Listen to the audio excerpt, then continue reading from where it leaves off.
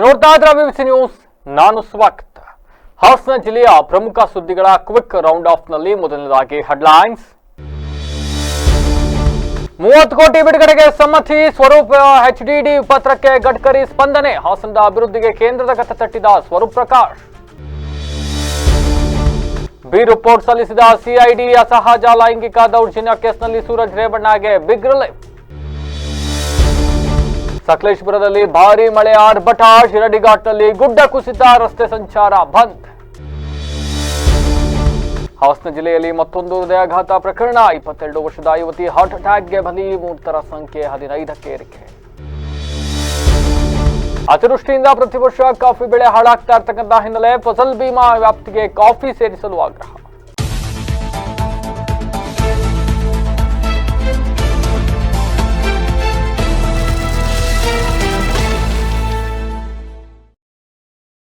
ವಾರ್ತೆಗಳ ವಿವರ.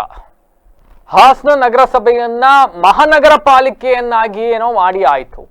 ಆದರೆ ನಗರಸಭೆ ಮಹಾನಗರ ಪಾಲಿಕೆ ಆದ ನಂತರ ಮಹಾನಗರಕ್ಕೆ ಬೇಕಾದಂತಹ ಇನ್ಫ್ರಾಸ್ಟ್ರಕ್ಚರ್ ಆಗಿರಬಹುದು, ಅಷ್ಟು ಸ್ಟಾಫ್ಗಳಾಗಿರಬಹುದು ಅಂಡ್ ಸಾಕಷ್ಟು ಹಳ್ಳಿಗಳನ್ನ ನಗರಸಭೆ ವ್ಯಾಪ್ತಿಗೆ ಸೇರಿಸಿಕೊಂಡ ಹಿನ್ನೆಲೆಯಲ್ಲಿ ಅವುಗಳನ್ನ ಅಭಿವೃದ್ಧಿ ಮಾಡಲಿಕ್ಕೆ ಬೇಕಾದಷ್ಟು ಅನುದಾನವನ್ನ ಕೊಡೋದಕ್ಕೆ ರಾಜ್ಯ ಸರ್ಕಾರ ಯಾಕೋ ಇನ್ನೂ ಮುಂದಾಗ್ತಾ ಇಲ್ಲ.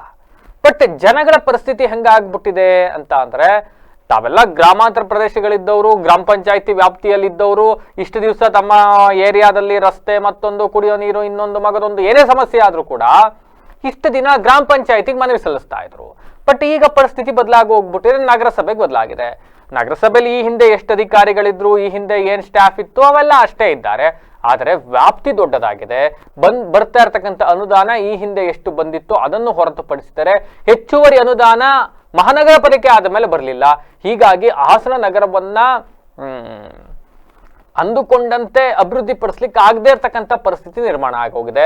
ಮತ್ತೊಂದು ಕಡೆ ರಾಜ್ಯ ಸರ್ಕಾರವನ್ನ ಹೋಗಿ ಅನುದಾನವನ್ನ ಕೇಳಿದ್ರೆ ಅವರು ಕರೆಂಟ್ ಕೊಡ್ತಾ ಇದ್ದೀವಿ, ಬಸ್ ಫ್ರೀಯಾಗಿ ಓಡಾಡ್ತಾ ಇದ್ದಾರೆ, ಮತ್ತೊಂದು ಮಗದೊಂದು ಅಂತ ಕತೆ ಹೇಳ್ಕೊಂಡೆ 2 ವರ್ಷ ತಳ್ಳಿಬಿಟ್ರು. ಹಿಂಗಾಗಿ ಹಾಸನ ನಗರವನ್ನ ಮಹಾನಗರ ಪಾಲಿಕೆಯನ್ನೇನೋ ಮಾಡಿಕೊಂಡಿದ್ದೇವೆ, ಆದರೆ ಅಭಿವೃದ್ಧಿ ಮಾಡಕ್ಕೆ ಏನ್ ಮಾಡಬೇಕು, ಫಂಡ್ ಇಲ್ವಲ್ಲ ಅಂತ ಹಾಸನದ ಶಾಸಕರು ಎಚ್.ಡಿ. ದೇವೇಗೌಡರಿಗೆ ಒಂದು ಪತ್ರವನ್ನು ಬರೀತಾರೆ. ಹಾಸನ ಮಹಾನಗರ ಪಾಲಿಕೆಯ 35 ವಾರ್ಡ್ಗಳನ್ನ ಅಭಿವೃದ್ಧಿಪಡಿಸ್ತಕ್ಕಂಥ ನಿಟ್ಟಿನಲ್ಲಿ ಒಂದೊಂದು ವಾರ್ಡ್ಗೆ ಏನೇನು ಅಭಿವೃದ್ಧಿ ಕಾರ್ಯಗಳಾಗಬೇಕು ಅನ್ಕೊಂಡಿದ್ದಾರೆ, ಅದಕ್ಕೆ ಎಷ್ಟು ವೆಚ್ಚ ತಗಲುತ್ತೆ, ಇವೆಲ್ಲವನ್ನ ಒಂದು ಅಂದಾಜು ಇದು ಮಾಡಿ ದೇವೇಗೌಡರಿಗೆ ಒಂದು ಪತ್ರವನ್ನ ಬರೀತಾರೆ, ನಿತಿನ್ ಗಡ್ಕರಿ ಅವರನ್ನ ಮನವಿ ಮಾಡುವ ನಿಟ್ಟಿನಲ್ಲಿ. ಅಂತೆಯೇ ಸ್ವರೂಪ್ ಪ್ರಕಾಶ್ ಅವರ ಮನವಿಯ ಮೇರೆಗೆ ದೇವೇಗೌಡರು ನಿತಿನ್ ಗಡ್ಕರಿ ಅವರಿಗೆ ಒಂದು ಪತ್ರವನ್ನ ಬರೀತಾರೆ. ಸೊ ಈ ಪತ್ರಕ್ಕೆ ಇದೀಗ ನಿತಿನ್ ಗಡ್ಕರಿ ಅವರು ಸಕಾರಾತ್ಮಕವಾಗಿ ಸ್ಪಂದಿಸಿದ್ದಾರೆ. 30 ಕೋಟಿ ಅನುದಾನವನ್ನ ಬಿಡುಗಡೆ ಮಾಡತಕ್ಕಂಥ ನಿಟ್ಟಿನಲ್ಲಿ ಕ್ರಮ ವಹಿಸ್ತೀವಿ ಅಂತ ಹೇಳಿ ಹೆದ್ದಾರಿ ಮತ್ತು ಭೂ ಸಾರಿಗೆ ಸಚಿವ ನಿತಿನ್ ಗಡ್ಕರಿ ಭರವಸೆಯನ್ನ ನೀಡಿರ್ತಕ್ಕಂಥದ್ದು. ಹಾಸನ ಮಹಾನಗರ ಪಾಲಿಕೆ ವ್ಯಾಪ್ತಿಯಲ್ಲಿ ಹಲವಾರು ಮೂಲಭೂತ ಸೌಕರ್ಯ ಅಭಿವೃದ್ಧಿ ಪಡಿಸ್ತಕ್ಕಂಥ ನಿಟ್ಟಿನಲ್ಲಿ ವಿಶೇಷ ಹಾಗೂ ಹೆಚ್ಚುವರಿ ಅನುದಾನವನ್ನು ಕೊಡಬೇಕು ಅಂತ ಹೇಳಿ ಕಳೆದ ಮೇ 28ರಂದು ಮಾಜಿ ಪ್ರಧಾನಿ ಹಾಗೂ ರಾಜ್ಯಸಭಾ ಸದಸ್ಯರಾದಂತಹ ಎಚ್.ಡಿ. ದೇವೇಗೌಡರು ಒಂದು ಪತ್ರವನ್ನು ಬರೆದಿದ್ರು ಸಚಿವರಿಗೆ. ಪತ್ರ ವಿಷಯ ತಮ್ಮ ಗಮನಕ್ಕೆ ಬಂದಿದೆ, ನಿಮ್ಮ ಕಾಳಜಿಯ ಸದುದ್ದೇಶಕ್ಕೆ ಧನ್ಯವಾದಗಳು, ಇದನ್ನ ಪರಿಗಣಿಸಿ ಅನುದಾನ ಬಿಡುಗಡೆಗೆ ಅನುಮತಿಯನ್ನ ನೀಡುವ ಭರವಸೆಯನ್ನ ಜೂನ್ 6ನೇ ತಾರೀಕು ದೇವೇಗೌಡರಿಗೆ ಮರುಪತ್ರವನ್ನ ಬರೆಯುವ ಮೂಲಕ ನಿತಿನ್ ಗಡ್ಕರಿ ಅವರು ತಿಳಿಸಿದ್ದಾರೆ.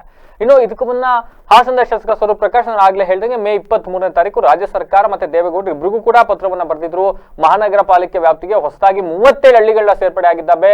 ಈ ಎಲ್ಲ ಹಳ್ಳಿಗಳಿಗೆ ಬೇಕಾದಂತಹ ರಸ್ತೆ, ಚರಂಡಿ, ವಿದ್ಯುತ್, ಕುಡಿಯುವ ನೀರು, ಸ್ವಚ್ಛತೆ ಇತ್ಯಾದಿ ಮೂಲಭೂತ ಸೌಕರ್ಯವನ್ನು ಕಲ್ಪಿಸಬೇಕಾಗಿದೆ. ಅದಕ್ಕಾಗಿ ಹೆಚ್ಚುವರಿಯಾಗಿ ಸುಮಾರು 30 ಕೋಟಿ ಅನುದಾನ ಬಿಡುಗಡೆ ಮಾಡುವಂತೆ ಮನವಿಯನ್ನು ಸಲ್ಲಿಸಿದ್ರು. ಆದ್ರೆ ರಾಜ್ಯ ಸರ್ಕಾರ ಈವರೆಗೂ ಇದಕ್ಕೆ ಉತ್ತರವನ್ನು ಕೊಟ್ಟಿಲ್ಲ, ಇದಕ್ಕೆ ಸಕಾರಾತ್ಮಕವಾಗಿ ಸ್ಪಂದಿಸಿಯೂ ಇಲ್ಲ. ಇನ್ನು ಇದರ ಜೊತೆಗೆ ಎಲ್ಲಾ 35 ವ್ಯಾಪ್ತಿಯ ವಾರ್ಡ್ಗಳಲ್ಲೂ ಕೂಡ ರೋಡ್ಗಳು ಅಭಿವೃದ್ಧಿ ಆಗಬೇಕು, ಒಳಚರಂಡಿ ನಿರ್ಮಾಣ ಆಗಬೇಕು ಸೇರಿದಂತೆ ಅನೇಕ ಕಾಮಗಾರಿಗಳು ಕೈಗೊಳ್ಳಬೇಕಾಗಿದೆ. ಇದಕ್ಕಾಗಿ ಹೆಚ್ಚುವರಿ ಅನುದಾನ ಬೇಕು ಅಂತ ಮನವಿಯನ್ನು ಮಾಡ್ಕೊಂಡಿದ್ರು ಕೂಡ ಯಾರು ಕ್ಯಾರೆ ಅಂದಿರಲಿಲ್ಲ. ಇದಾದ ಬಳಿಕ ಇವೆಲ್ಲ ಅಭಿವೃದ್ಧಿ ಕೊಡಬೇಕು ಅಂತ ಅಂದ್ರೆ ರಾಜ್ಯ ಸರ್ಕಾರ ಅಂತೂ ಕೊಡಕ್ ಆಗೋದಿಲ್ಲ ಅಂತ ಗೊತ್ತಾಗಿ ದೇವೇಗೌಡರ ಮುಖೇನ ಕೇಂದ್ರ ಸರ್ಕಾರಕ್ಕೆ ಪತ್ರವನ್ನ ಬರೆದರು. ಇದನ್ನ ಆಧರಿಸಿ ಇದೀಗ ಕೇಂದ್ರ ಸಚಿವರು ಅನುದಾನ ಬಿಡುಗಡೆಯ ಭರವಸೆಯನ್ನ ನೀಡಿದ್ದಾರೆ. ಎಲ್ಲವೂ ಅಂದುಕೊಂಡಂತೆ ಆದರೆ ಹಾಸನ ಮಹಾನಗರ ಪಾಲಿಕೆ ಮತ್ತಷ್ಟು ಹಸನಾಗಲು ಈ ಅನುದಾನ ಎಲ್ಲೋ ಒಂದು ಕಡೆ ಪೂರಕವಾಗಿ ಸಾಕಾರವಾಗಬಹುದು ಅಂತ ಹೇಳ್ಬೋದಾಗಿದೆ. ಇನ್ನು ತಮ್ಮ ಬೇಡಿಕೆಗೆ ಸ್ಪಂದಿಸುತ್ತಿರ್ತಕ್ಕಂಥ ಮಾಜಿ ಪ್ರಧಾನಿ ಎಚ್ ಡಿ ದೇವೇಗೌಡರು ಹಾಗೂ ಕೇಂದ್ರ ಸಚಿವರಾದ ನಿತಿನ್ ಗಡ್ಕರಿ ಅವರಿಗೆ ಸ್ವರೂಪ್ ಪ್ರಕಾಶ್ ಅವರು ಧನ್ಯವಾದವನ್ನು ತಿಳಿಸಿದ್ದಾರೆ. ಅಸಹಜ ಲೈಂಗಿಕ ದೌರ್ಜನ್ಯ ಆರೋಪಕ್ಕೆ ಸಂಬಂಧಿಸಿದ ಪ್ರಕರಣಕ್ಕೆ ವಿಧಾನ ಪರಿಷತ್ ಸದಸ್ಯ ಸೂರಜ್ ರೇವಣ್ಣ ಅವರಿಗೆ ದೊಡ್ಡ ರಿಲೀಫ್ ಸಿಕ್ಕಿದೆ. ಜೆಡಿಎಸ್ ನಾಯಕ ಸೂರಜ್ ರೇವಣ್ಣ ವಿರುದ್ಧ ಅಸಹಜ ಲೈಂಗಿಕ ದೌರ್ಜನ್ಯದ 2 ಪ್ರಕರಣಗಳು ದಾಖಲಾಗಿದ್ವು. ಈ ಪ್ರಕರಣಕ್ಕೆ ಒಂದು ಪ್ರಕರಣ ಈಗ ಮುಕ್ತಾಯವಾಗಿದೆ. ಸಿಐಡಿ ಅಧಿಕಾರಿಗಳು ಜನಪ್ರತಿನಿಧಿಗಳ ವಿಶೇಷ ನ್ಯಾಯಾಲಯಕ್ಕೆ ಬಿ ರಿಪೋರ್ಟ್ ಅನ್ನು ಸಲ್ಲಿಸಿದ್ದಾರೆ. ಸಾಕ್ಷ್ಯಾಧಾರಗಳ ಕೊರತೆಯಿಂದ ಈ ನಿರ್ಧಾರಕ್ಕೆ ಬರಲಾಗಿದೆಯಂತೆ. ಸೂರಜ್ ರೇವಣ್ಣ ವಿರುದ್ಧ 2 ಎಫ್ಐಆರ್ಗಳು ದಾಖಲಾಗಿದ್ವು. 2024 ಜೂನ್ನಲ್ಲಿ ಈ ಪ್ರಕರಣಗಳು ದಾಖಲಾಗಿತ್ತು. ಹೊಳೆನರಸೀಪುರ ಗ್ರಾಮಾಂತರ ಠಾಣೆಯಲ್ಲಿ ಪ್ರಕರಣ ದಾಖಲಾಗಿತ್ತು. ಒಂದು ಪ್ರಕರಣದಲ್ಲಿ ಸಿಐಡಿ ಚಾರ್ಜ್ ಶೀಟ್ ಸಲ್ಲಿಸಿದೆ, ಮತ್ತೊಂದು ಪ್ರಕರಣದಲ್ಲಿ ಬಿ ರಿಪೋರ್ಟ್ ಸಲ್ಲಿಸಿರ್ತಕ್ಕಂಥದ್ದು. ಯಾಕೆ ಅಂತ ಅಂದ್ರೆ ಸೂಕ್ತವಾದ ಸಾಕ್ಷ್ಯಾಧಾರಗಳಿಲ್ಲ ಅಂತ ಹೇಳ್ತಾ ಇದೆ. ಬಟ್ ಒಂದು ಪ್ರಕರಣದಲ್ಲಿ ಇನ್ನೂ ಕೂಡ ಚಾರ್ಜ್ ಶೀಟ್ ಸಲ್ಲಿಕೆ ಆಗಿದೆ. ಸೊ ಸದ್ಯದ ಮಟ್ಟಿಗೆ ತಾತ್ಕಾಲಿಕವಾದ ರಿಲೀಫ್ ಒಂದು ಪ್ರಕರಣದಲ್ಲಿ ಸಿಕ್ಕಿದೆ ಅಂತ ಹೇಳ್ಬಹುದು. ಇನ್ನು ಇವರೇ ಬಿ ರಿಪೋರ್ಟ್ ಸಲ್ಲಿಸಿದ ಮೇಲೆ ಇದ್ರ ಬಗ್ಗೆ ಹೆಚ್ಚುವರಿಯಾಗಿ ನಾವು ಮಾತಾಡೋದ್ರಲ್ಲಿ ಅರ್ಥ ಇರೋದಿಲ್ಲ. ಸೊ ನೋ ಕಮೆಂಟ್ಸ್ ಅಂತ ಹೇಳಿ ಮುಂದಿನ ಸುದ್ದಿಗೆ ಹೋಗೋಣ. ಸಕಲೇಶಪುರ ತಾಲೂಕಿನಾದ್ಯಂತ ಭಾರೀ ಮಳೆಯ ಆರ್ಭಟದಿಂದ ರಾಷ್ಟ್ರೀಯ ದಾರಿ 75ರ ಶಿರಾಡಿ ಘಾಟ್ನಲ್ಲಿ ಗುಡ್ಡ ಕುಸಿತವಾಗಿ ರಸ್ತೆ ಸಂಚಾರ ಸಂಪೂರ್ಣವಾಗಿ ಸ್ಥಗಿತಗೊಂಡೋಗಿತ್ತು. ಈ ಘಟನೆಯಿಂದ ಸಾವಿರಾರು ವಾಹನಗಳು ಮಾರ್ಗ ಮಧ್ಯೆ ಸಿಲುಕಿ ಪ್ರಯಾಣಿಕರು ಹಾಗೂ ಚಾಲಕರು ತೀವ್ರ ತೊಂದರೆಯನ್ನು ಅನುಭವಿಸ್ತಾ ಇದ್ರು. ತಡರಾತ್ರಿ ಮಾರ್ನಹಳ್ಳಿ ಸಮೀಪ ಗುಡ್ಡ ಕುಸಿದ ಪರಿಣಾಮ ಶಿರಾಡಿ ಘಾಟ್ ರಸ್ತೆಯಲ್ಲಿ ಭಾರೀ ಟ್ರಾಫಿಕ್ ಜಾಮ್ ಉಂಟಾಯಿತು. ಸಕಲೇಶಪುರ ಪಟ್ಟಣದ ಬಳಿಯೇ ನೂರಾರು ವಾಹನಗಳು ಸಾಲುಗಟ್ಟಿ ನಿಂತಿದ್ದು, ಸರಕು ಸಾಗಣೆ ವಾಹನಗಳು ತಡರಾತ್ರಿಯಿಂದ ರಸ್ತೆಯಲ್ಲೇ ಸಿಲುಕಿಕೊಂಡಿದ್ದಾವೆ. ಇನ್ನು ರಸ್ತೆ ಬಂದ್ ಬಗ್ಗೆ ಮಾಹಿತಿ ಕೊರತೆಯಿಂದ ಸಾವಿರಾರು ಪ್ರಯಾಣಿಕರು ಪರದಾಡ್ತಕ್ಕಂಥ ಸ್ಥಿತಿ ನಿರ್ಮಾಣವಾಯಿತು. ರಾಷ್ಟ್ರೀಯ ಹೆದ್ದಾರಿ ಪ್ರಾಧಿಕಾರ ರಕ್ಷಣಾ ಸಿಬ್ಬಂದಿಗಳು ಗುಡ್ಡಕ್ಕೆ ತೆರವುಗೊಳಿಸಿದ್ದಾರೆ. ಆದರೂ ಕೂಡ ಮಳೆ ಇದೇ ರೀತಿ ಮುಂದುವರೆದ್ರೆ ಗುಡ್ಡ ಕುಸಿಯುವ ಆತಂಕ ವ್ಯಕ್ತವಾಗ್ತಾ ಇದೆ. ಇನ್ನು ಭಾರಿ ಮಳೆಯಿಂದಾಗಿ ಕಡಗರವಳ್ಳಿ ಬಳಿ ಗಿಡ ಮರಗಳ ಸಹಿತ ಗುಡ್ಡ ಕುಸಿತಿರ್ತಕ್ಕಂಥದ್ದು. ಇದರಿಂದಾಗಿ ಕಡಗರಹಳ್ಳಿ, ಚಂಗಡಿಹಳ್ಳಿ, ಕಾಗಿನೆರೆ ರಸ್ತೆ ಸಂಪೂರ್ಣವಾಗಿ ಸಂಪರ್ಕ ಕಡಿತವಾಗಿ ಹೋಗಿದೆ. ಇದರಿಂದ ವಾಹನ ಸವಾರರು ಮತ್ತೆ ಗ್ರಾಮಸ್ಥರು ತೀವ್ರ ತೊಂದರೆಯನ್ನು ಎದುರಿಸ್ತಾ ಇದ್ದಾರೆ. ಇನ್ನು ಮುಂಗಾರು ಮಳೆಯ ಆರ್ಭಟದಿಂದ ಹೇಮಾವತಿ ನದಿಯ ಒಳಹರಿವು ಗಣನೀಯವಾಗಿ ಏರಿಕೆ ಆಗ್ತಾ ಇದೆ. ಸಕಲೇಶಪುರ ಪಟ್ಟಣದ ಹೊಳೆಮಲ್ಲೇಶ್ವರ ದೇವಾಲಯದ ಮೆಟ್ಟಿಲುಗಳು ಸಂಪೂರ್ಣವಾಗಿ ಜಲಾವೃತಗೊಂಡಿದ್ದಾವೆ.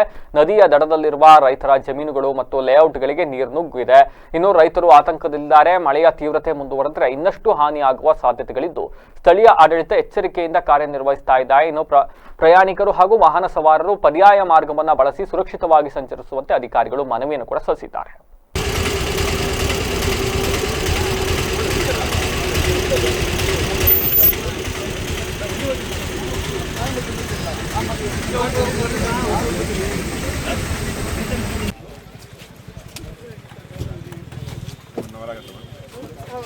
ಅಲ್ಲಿ ಮೂಮೆಂಟ್ ಸ್ಟಾರ್ಟ್ ಆಗಿದೆ.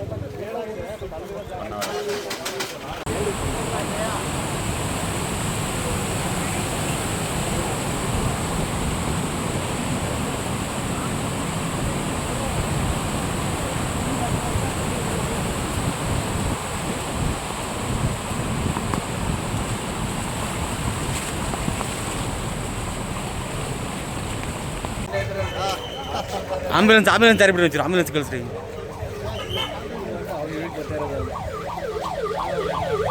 ಸೈಡ್